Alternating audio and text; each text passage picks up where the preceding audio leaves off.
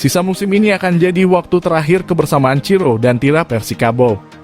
Pemain andalan Tira Persikabo, Ciro Alves, menyampaikan pesan melalui Instagram pribadinya yang mengisyaratkan bahwa sisa Liga 1-2021 atau 2022 ini adalah waktu terakhir dirinya membela Persikabo.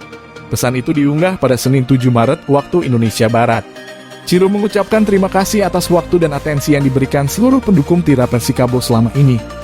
Ia sudah menyentuh musim ketiga bersama Persikabo dan dipercaya menjadi kapten tim pada musim ini dengan sudah mencetak 16 gol. Terima kasih kepada seluruh fans Persikabo selama ini. Kalian luar biasa.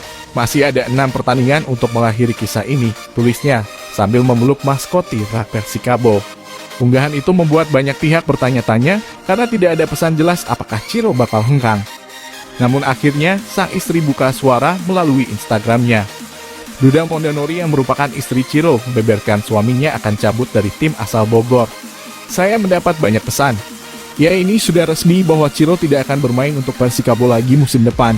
Tulisnya melalui Instagram Story di hari yang sama. Setelah itu banyak spekulasi berkembang di mana Ciro Alves akan bermain musim depan.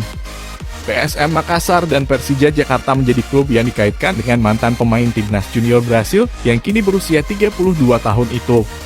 PSM menjadi klub yang menebar spekulasi untuk mendatangkan Ciro musim depan. Ditambah lagi performa striker asing baru mereka, gol-gol memberatu terbilang mengecewakan. Dari 7 laga yang ia jalani, ia belum mencatatkan sebiji gol pun di papan skor.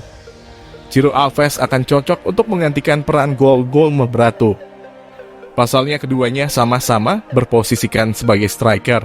Ia juga telah mengkoleksi 17 gol di musim ini. Namun patut kita nantikan akankah Ciro Alves berlabuh ke PSM Makassar atau tidak.